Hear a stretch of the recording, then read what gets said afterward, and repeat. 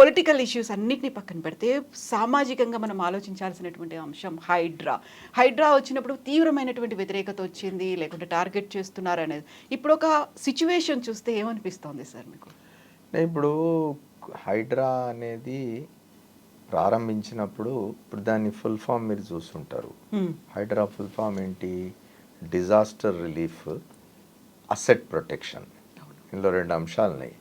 ఒక disaster relief అంటే ఏదైనా ఒక విపత్తు సంభవించినప్పుడు దాని నుంచి ప్రజల్ని కాపాడడం, వాళ్ళకి సహాయపడడం, that is one.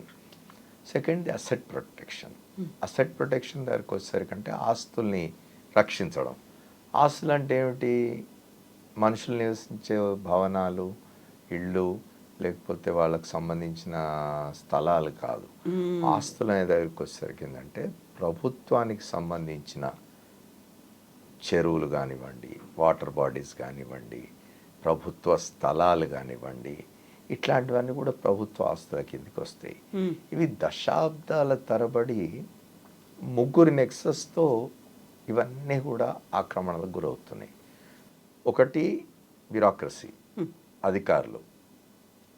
First thing, ఈ చెరువులు, కుంటలు ఉండే దగ్గరలో ఉండే రైతులు కానీ ఇతరులు కానీ భూములు ఉంటాయి కదా, వాళ్ళు ఫస్ట్ లాభానికి అమ్మేసుకోవాలి భూములు, లేదా వేరే దీంతో అమ్మడం. అట్లాంటి వాటిని ఇళ్ళు కట్టుకోవచ్చు అని పర్మిషన్ ఇచ్చే అధికారులు రెండోది.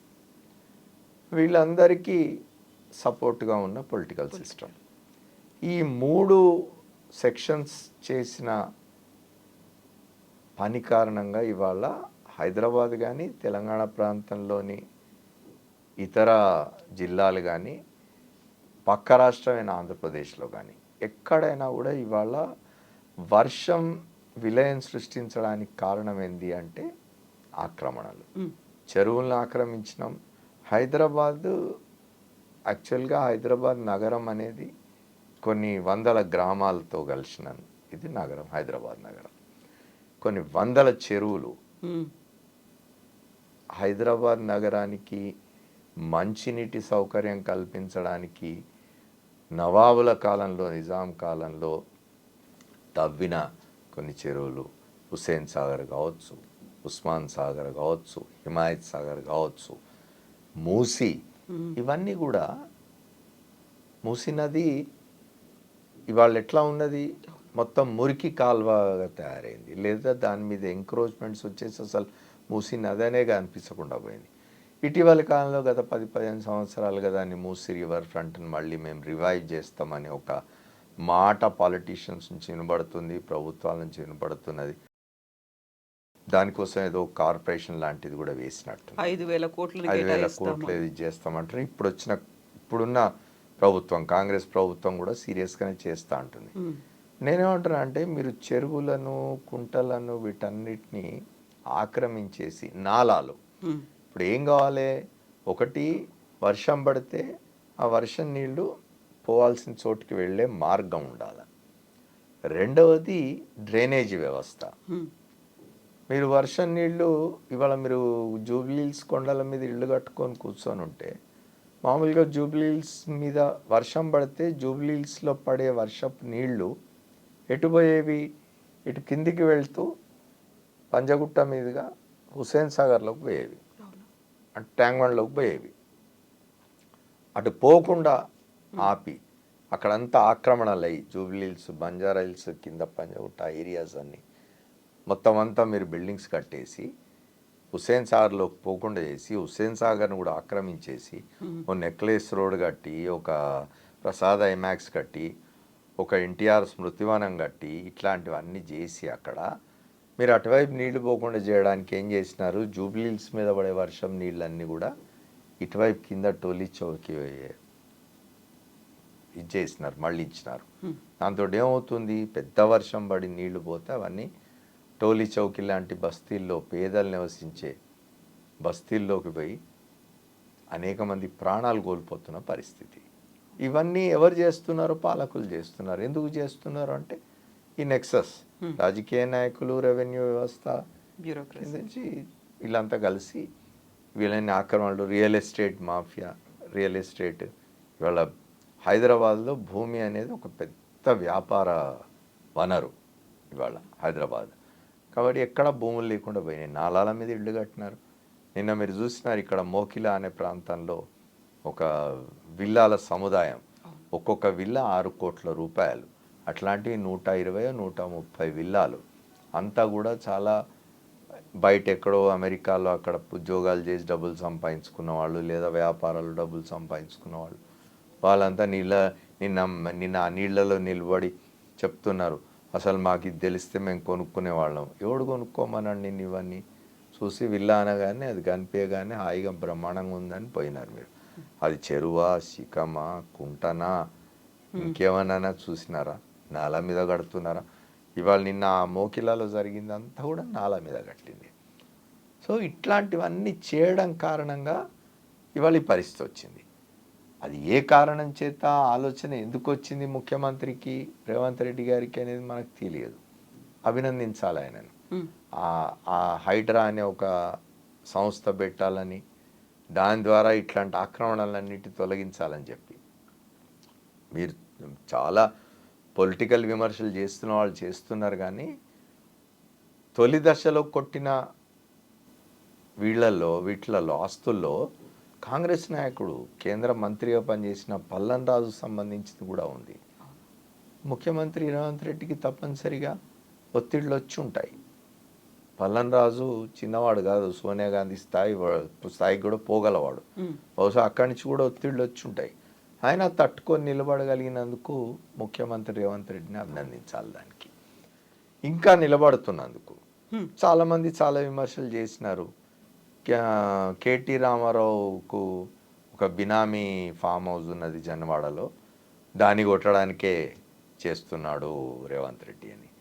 అదేమి ఎఫ్టీఐలు బఫర్ జోన్ వీటిలోకి వచ్చేది కదా, 111 జీవోలోకి వచ్చేది. అది దానికోసం చేస్తున్నాడు అనేది కరెక్ట్ కాదు. ఒకవేళ రేవంత్ రెడ్డి గారికి అట్లాంటివి ఏమన్నా మైండ్లో ఉన్నప్పటికీ అవన్నీ కూడా ఇల్లీగల్గా, అంటే అక్రమంగా కట్టి ఉంటే, అక్రమంగా ఆక్రమించుంటే భూములు, అది ఎవరిదైనా పోవాల్సిందే. కేటీ రామారావుదైనా పోవాలి, రేపు కేసీఆర్ ఫామ్ హౌస్ అయినా పోవాలి.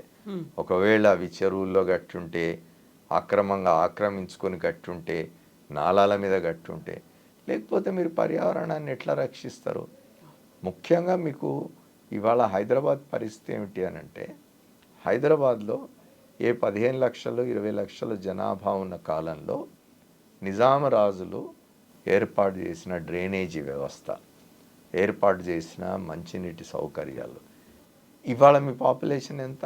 2 కోట్లు దాటింది హైదరాబాద్లో. 20 లక్షల పాపులేషన్ కోసం ఏర్పాటు చేసిన సౌకర్యాల్ని 2 కోట్ల మందికి మీరు ఎట్లా ఇచ్చేస్తారు? ఇప్పుడైతే మీరు 2 కోట్ల జనాభా పెరగబోతున్నది, హైదరాబాద్లో జనాభా 2 కోట్లు కాబోతున్నదనే దూరదృష్టి మీకు ఉండి ఉంటే, మీరు తర్వాత కాలంలో ఏనాడైనా ఏ ప్రభుత్వం అయినా, నేను వాళ్ళు వీళ్ళని చెప్పి విమర్శించడం లేదు, అది కాంగ్రెస్ ప్రభుత్వమా, తెలుగుదేశం ప్రభుత్వమా, తర్వాత వచ్చిన తెలంగాణ రాష్ట్ర సమితి, ఇవి కాదు. మనం గొప్పగా చెప్పుకుంటున్నాము, ట్విన్ సిటీస్ నుంచి ట్రై సిటీ అయింది మనది, ఇప్పుడు 4th సిటీ కట్టుకుంటామని చెప్తున్నాం. నా విజ్ఞప్తి ఏంటంటే ముఖ్యమంత్రి గారికి, 4th సిటీ కట్టండి, కట్టొద్దని అంటలేను, కానీ ఇదివరకున్న సిటీస్ని నెగ్లెక్ట్ చేయకండి. గతంలో వాళ్ళు చేసినట్టు చంద్రబాబు నాయుడు గారు చాలా గొప్పగా చెప్తారు ఇప్పటికీ. ఏంటంటే, నేను హైటెక్ సిటీ కట్టినాను, నేను ఒక 3వ నగరాన్ని సృష్టించినాను, నేను అపర విశ్వామిత్రుడిని అని చెప్తుంటారు ఆయన. నువ్వు అది కట్టే క్రమంలో ఆల్రెడీ ఉన్న జంట నగరాల్లో అనేక ప్రాంతాలు నరక కూపాలుగా తయారైనవి. ఎక్కడ మీకు కనీసం గార్బేజ్ డంపింగ్ యార్డ్స్ లేవు, డ్రైనేజ్ వ్యవస్థ లేదు, మంచినీటి సౌకర్యం సరిగ్గా లేదు, రోజు రోజుకి స్లమ్స్ పెరిగిపోతున్నాయి. ఇప్పుడు పేదల్ని ఎలిమినేట్ చేయలేం కదా, పేదరికాన్ని ఎలిమినేట్ చేయాలి కానీ పేదల్ని కాదు కదా ఎలిమినేట్ చేయాల్సింది. మరి వాళ్ళు నివసిస్తున్న స్లమ్స్ పరిస్థితి ఏమిటి? లేదా భూములను ఆక్రమించి పెద్దవాళ్ళు కడుతున్న విల్లాల పరిస్థితి ఏమిటి? ఆ విల్లాలే మునిగిపోతున్నాయి ఇవాళ. ఓ పక్క పేదలు నివసించే స్లమ్స్ మునుగుతాయి, ఇంకో పక్క విల్లాలు మునుగుతాయి. వీటన్నిటికీ ఖచ్చితంగా దూరదృష్టి. ఇవాళ రేవంత్ రెడ్డి గారు ముఖ్యమంత్రిగా ఉన్నారు. ఆయన ఇంకో 20 ఏళ్ల వరకు ఈ హైదరాబాద్ని సురక్షితంగా ఉంచాలి అనే ఆలోచన చేసి దూరదృష్టితో వ్యవహరిస్తే తప్పనిసరిగా మంచి ఫలితాలు వస్తాయి. ఇవాళ హైదరాబాద్ ఒకటే కాదు, మనకు జిల్లాలు చూస్తున్నాం. ఖమ్మం జిల్లా ఈసారి వరస్ట్ ఎఫెక్టెడ్. ఖమ్మం జిల్లా పక్కన వరంగల్ జిల్లా వరస్ట్ ఎఫెక్టెడ్. మనం వరంగల్ జిల్లా ఒక 2-3 సంవత్సరాల క్రితం చూసినాం. వరంగల్ జిల్లా కేంద్రం, ఉమ్మడి వరంగల్ జిల్లా కేంద్రం మొత్తం మునిగిపోయిన పరిస్థితి, రోడ్ల మీదకి రాలేని పరిస్థితి. ఇవన్నీ ఎందుకు జరుగుతున్నాయి? వరంగల్లో చెరువు ఉన్నది భద్రకాళి. నా చిన్నప్పుడు ఆ చెరువు ఎంత ఉండేదో దాంట్లో ఇప్పుడు 10వ వంతు కూడా లేదు ఆ చెరువు. చుట్టన్ని ఆక్రమణలు. ఇవాళ మీరు పోతే ట్యాంక్ బండ్, హుసేన్ సాగర్, దాని ట్యాంక్ బండ్ అంటాం, హుసేన్ సాగర్ కూడా ఏమైంది? మొత్తం ఎన్ని వందల ఎకరాలు ఆక్రమణలకు గురైనాయి. ఆక్రమణలకు గురైంది కాకుండా మిగిలిపోయిన ట్యాంక్ బండ్లకు కూడా మీరు ఫ్యాక్టరీల నుంచి రసాయన కాలుష్యాలు వదులుతూ ఉన్నారు. ఇంత పర్యావరణంతో ఆడుకుంటూ ఉంటే, ఇంత పర్యావరణానికి నష్టం కలిగిస్తూ ఉంటే చూస్తూ ఊరుకోవడం ప్రభుత్వాల పని కాదు. అట్లా చూస్తూ ఊరుకుంటే ప్రభుత్వాన్ని క్షమించకూడదు. స్వచ్ఛంద సంస్థలు, పర్యావరణం పట్ల ప్రేమ ఉన్న వాళ్ళు వీళ్ళంతా పనిచేస్తూ ఉన్నారు, మాట్లాడుతున్నారు, ఉద్యమాలు చేస్తున్నారు, కానీ ఏం ప్రయోజనం లేకుండా పోయింది. అందరికీ ఇప్పుడు ఒక చిన్న ఆశ, హైడ్రా. అదొకటి. దీన్ని తప్పనిసరిగా కొనసాగించి చివరికంట ఎక్కడెక్కడ కొన్ని వందల చెరువులు ఉన్నాయి హైదరాబాద్లో, అవన్నీ రిస్టోర్ చేయగలిగితే ఇంకా అంతకంటే గొప్ప ఇది లేదు రేవంత్ రెడ్డి గారికి. ఇప్పుడైతే ఒక అనివార్యమైనటువంటి పరిస్థితి వచ్చినట్టే కదా సార్. ఇప్పుడు రాజకీయాలు కాదు, టార్గెటెడ్. నిన్న మొన్న తెలంగాణ అంతటా హైదరాబాద్లో పడ్డ వర్షాలు, అది సృష్టించిన బీభత్సం చూసిన తర్వాత ఏ రాజకీయ నాయకుడైనా హైడ్రాని మీరు రద్దు చేయండి, మీరు హైడ్రాతో ముందుకు పోవడానికి వీల్లేదు, రంగనాథ్ అక్కడి నుంచి తప్పించండి అనే పరిస్థితి అయితే లేదు. ఎందుకంటే పొలిటికల్ విమర్శలు వేరు, పొలిటికల్గా ఏమైనా మాట్లాడవచ్చు. కానీ ఎప్పుడైతే ప్రజల ప్రాణాలకు సంబంధించిన వ్యవహారం వస్తుందో, ఎప్పుడైతే ఆస్తుల నష్టానికి సంబంధించిన వ్యవహారం వస్తుందో, పాలిటీషియన్స్ కూడా నేను అనుకోనంత సాహసం చేస్తారని చూడాలి. సార్, ఇప్పుడు నిజంగా ముందుకు వెళ్ళాలి అనుకుంటే హైదరాబాద్లో ఇన్ని చెరువులు ఆల్మోస్ట్ వేల సంఖ్యలో ఉన్నాయి, వందలకు పడిపోయాయి. ఉన్న 100లో కూడా 60% పైగా ఎంక్రోచ్మెంట్లు అయ్యాయి. ఇన్ని రకాల లెక్కలు ఉన్నప్పుడు ఎవరైనా పర్లేదు, కమ్ వాట్ మే, ప్రతి ఒక్కరి భవనాన్ని లేకపోతే ప్రతి ఒక్క ఎంక్రోచ్మెంట్ని కూల్చేయాలి అనుకున్నప్పుడు అప్పుడు హైదరాబాద్ పరిస్థితి ఎలా ఉంటుంది సార్? హైదరాబాద్ పరిస్థితి ఎలా ఉంటుంది అంటే తప్పదమ్మా. ఇప్పుడు నేనేమంటే మీకు ఒకసారి గుర్తు చేయాలి.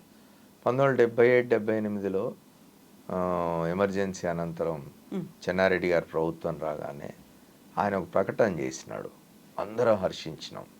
ఆయన ఏం ప్రకటన చేసినాడంటే, నేను హైదరాబాద్ నగరాన్ని విస్తరిస్తాను, నేను శాటిలైట్ టౌన్షిప్స్ కడదాం. మనం హైదరాబాద్ ఏంది నీకు ముంబై లాగానో లేకపోతే కేరళ రాష్ట్రం లాగానో అట్లా కాదు కదా. మనకు హైదరాబాద్ చుట్టూ ఏం సముద్రం లేదు, ఇది లేదు. ఎంత దూరం అన్నా మనం విస్తరించవచ్చు. ఇటు నిజామాబాద్ వైపు పోవచ్చు, ఇటు కరీంనగర్ వైపు పోవచ్చు, ఇటు వరంగల్ వైపు పోవచ్చు, ఇటు మెదక్ వైపు పోవచ్చు. ఒక 300-400-200-300 కిలోమీటర్ల వరకు కూడా మనం నగరాన్ని ఒక 150-200 కిలోమీటర్ల వరకు కూడా మీరు పోవచ్చు.